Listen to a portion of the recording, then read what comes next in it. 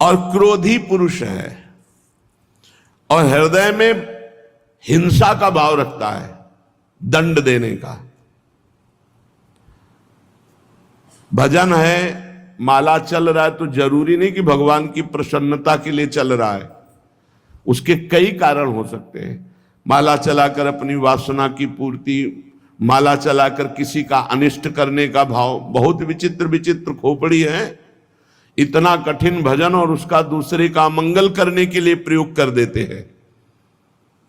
ये जो मारण, वशीकरण, उच्चाटन, ये सब जपई के द्वारा होता है, इनमें मंत्रों का अनुष्ठान होता है और बड़ी पवित्रता से मंत्र जापक जब जप करके और संकल्प करता है कि इसका अनिष्ट हो जाए तो पक्का अनिष्ट हो जाएगा, लेकिन उसका अनिष्ट हुआ तो उसका अनिष्ट तो पहले ही हो गया जिसने अनिष्ट किया।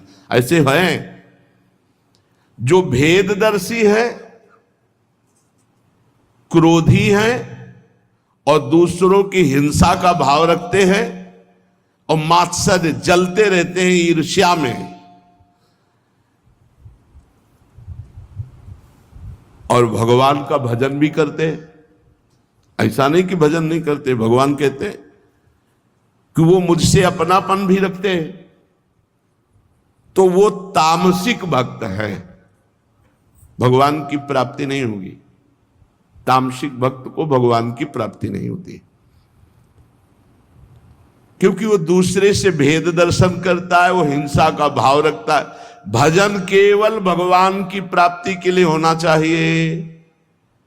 भजन कहीं मान प्राप्ति के लिए, किसी को कष्ट देने के लिए, किसी का नाश करने के लिए, किसी का अमंगल करने के लिए कभी संकल्प मत होने देना मन में, नहीं, वो भक्ति का स्वरूप तामसिक हो जाएगा। तामसिक भक्ति से भगवान की प्राप्ति नहीं होती। जो भगवान का प्रेम है वो तामसिक भक्ति से प्राप्त नहीं होता। दूसरा, जो पुरुष विषय के लिए भजन करता है, भोगों के लिए, यश के लिए भजन करता है, हमारा नाम रोशन हो जाए और मेरी प्रतिमादि का पूजन करता है, लेकिन लोगों से व्यवहार बड़ा कड़ुआ करता है।